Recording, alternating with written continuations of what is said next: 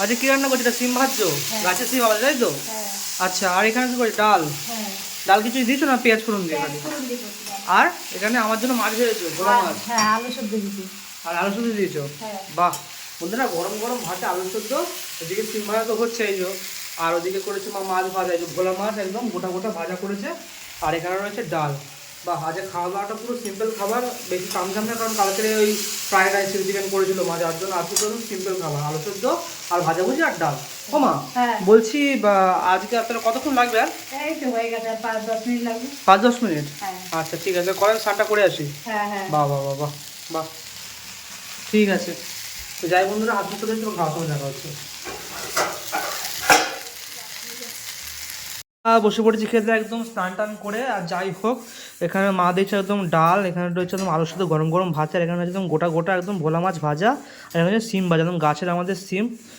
এখনও সিম মোটামুটি চলবে, এখন গাছে পুরো একদম যা ভর্তি হয়ে রয়েছে সিম, বলো মা? অনেক সিম ভর্তি হয়ে রয়েছে, অনেক সিম বন্ধুরা ভর্তি হয়ে রয়েছে। যাই হোক, গরম গরম ভাতে একটু আলু সেদ্ধ দিয়ে আহা একদম মাখিয়ে নিতে হবে, মাখিয়ে নিয়ে একদম আর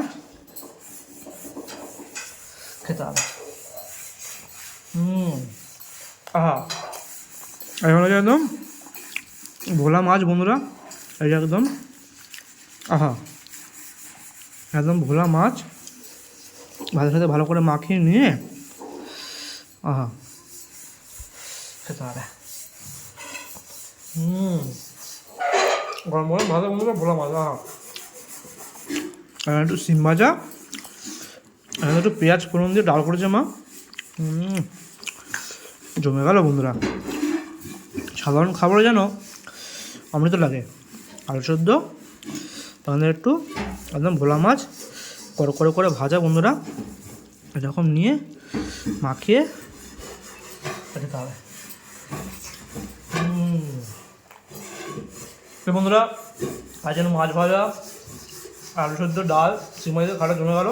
দেখা হচ্ছে একদম ভিডিও আবার, তোর জন্য টাটা।